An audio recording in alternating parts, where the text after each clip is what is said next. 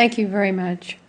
I'm grappling with and trying to understand receiving and giving. There are all kinds of statistics that are batted around about 5% of the population of the world use 98% of the resources.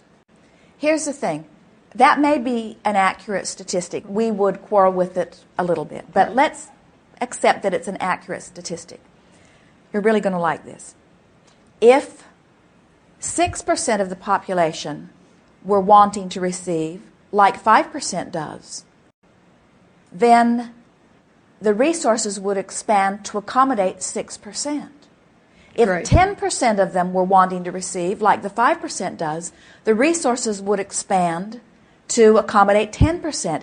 If 100% of the population of your planet wanted to live like the 5% have already decided that they do, the resources of your planet would expand to accommodate 100%. Right. So it isn't that the 5% are squandering the resources, it's that they are asking for what they want and are getting it, and the other 95% are belly aching about it and holding themselves not in the receiving mode and therefore not creating it. There's enough resources for everyone to have everything that they want. So there is really no such thing as greed? Well, what is greed? How would you define it?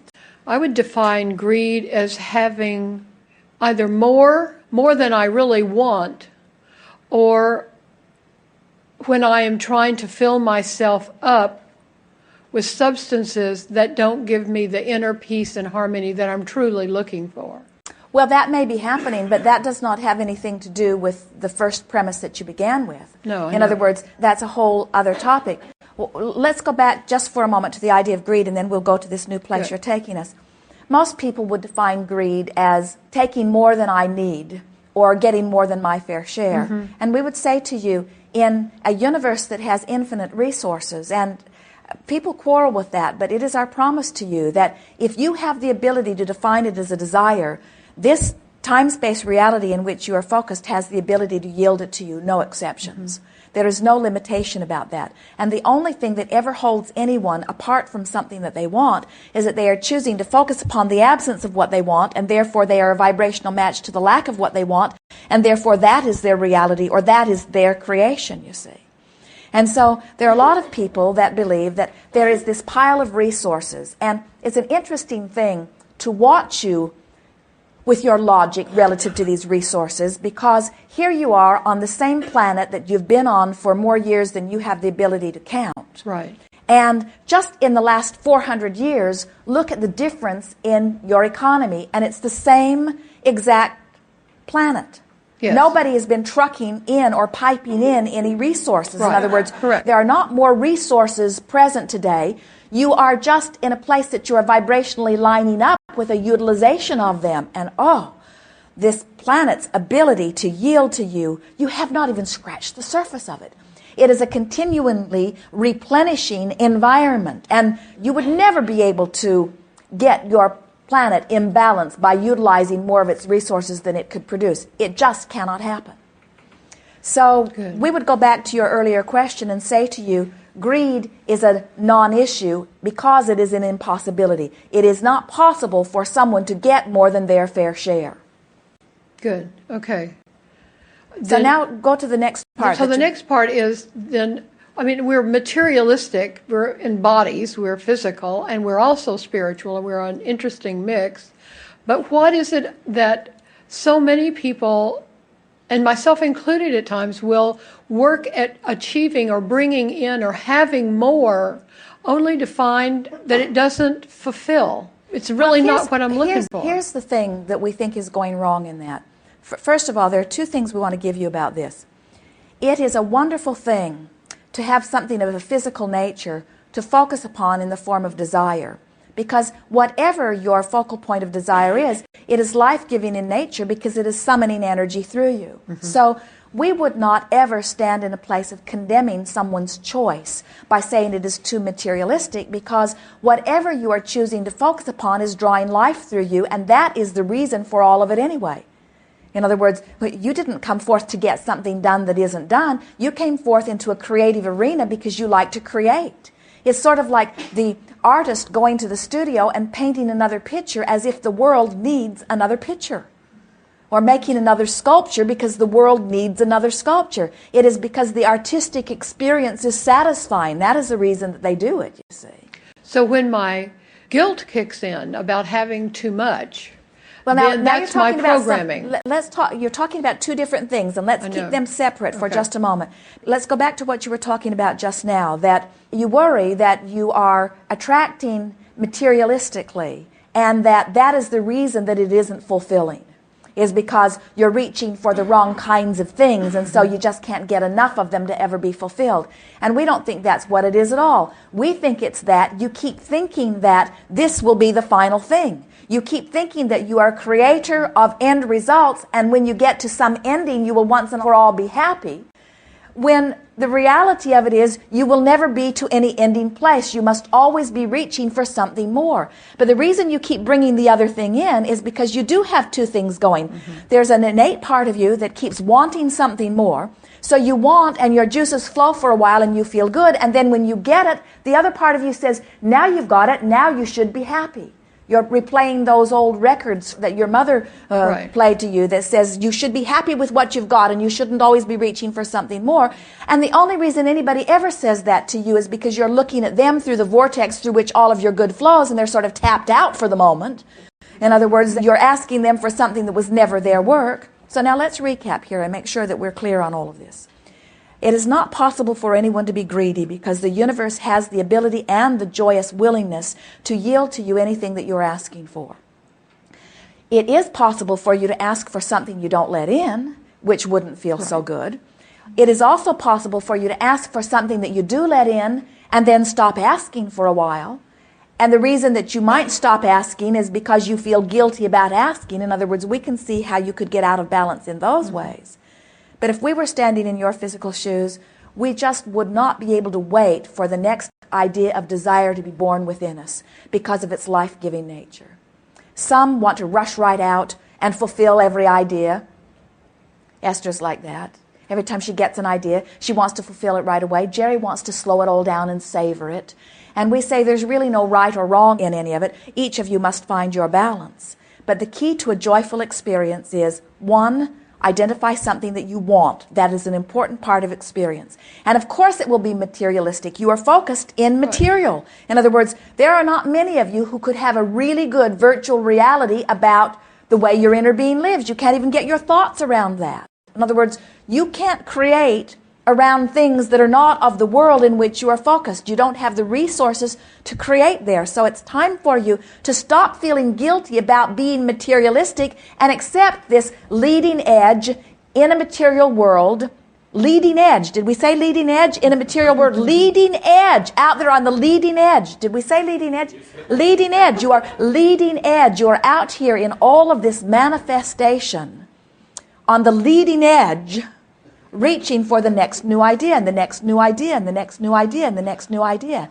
And unless you are allowing the next new idea to formulate, and then unless you are in alignment, coming into alignment with it, you're not going to feel so good.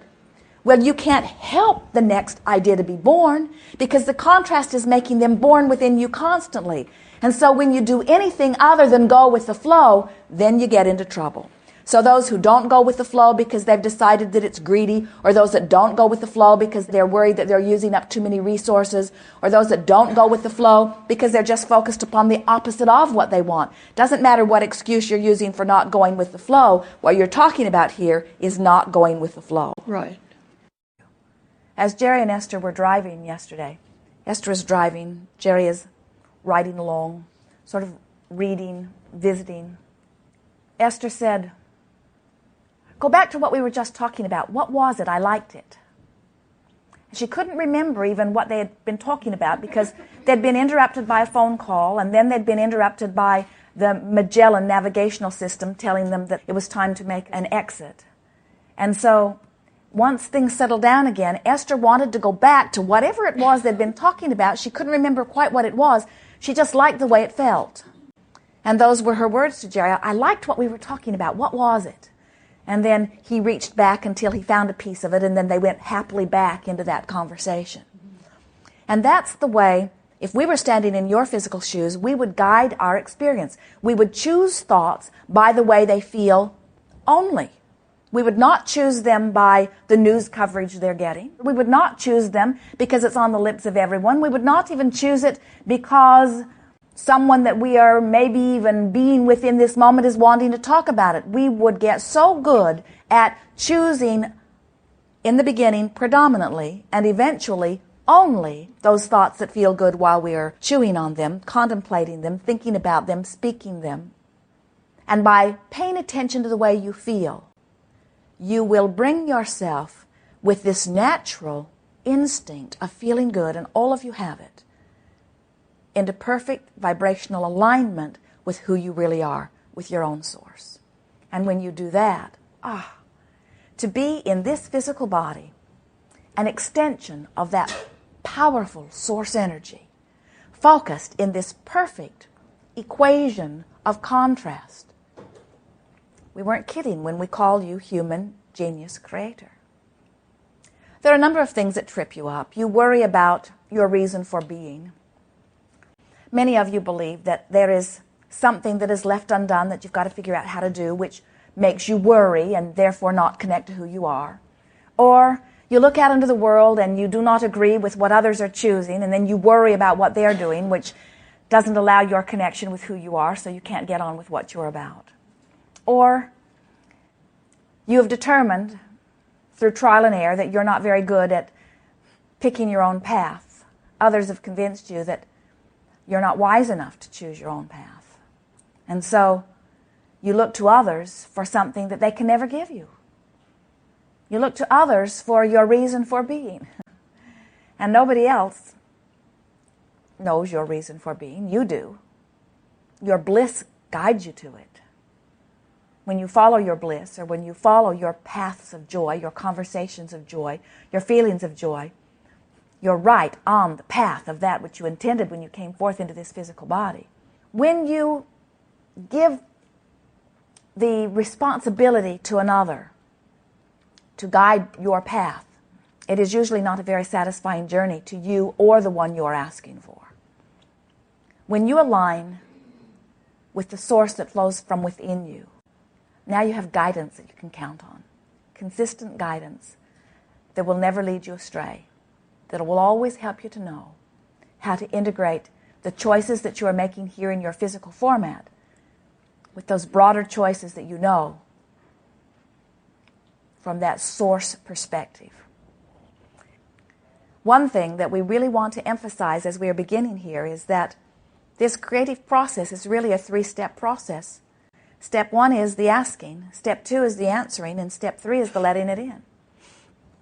Step 1 is your job, although you don't have to work hard at coming to that place of asking. Life experience causes you to ask. Step 2 is not your work at all. Source energy, universal forces, law of attraction will answer your request, every one of them, instantaneously, every time. Your work is getting yourself into vibrational harmony with what you're asking for. And the thing that we want to emphasize here, you may even laugh as we speak it, but it will be the thing that we know, once you master it, will be the key to your successful creating. And that is, step 1 is step 1, and step 3 is step 3. Repeat after us. Often, when you are in the place of really being consciously aware that you are asking for something, is when you are most displeased with what is. When do you most frequently ask for wellness? When does your attention go to wellness? Isn't it almost always more pointed when you are not well? When do you want dollars in a more focused way? When there aren't enough. When do you want somebody to treat you nice? When they're not treating you nice. In other words, almost every single time, your desire is at its sharpest, strongest, loudest offering when you are right in the middle of something that you do not want. Which means step 1 and step 3 don't happen at the same time. You don't ask and let it in at the same time. You ask and then you let it in.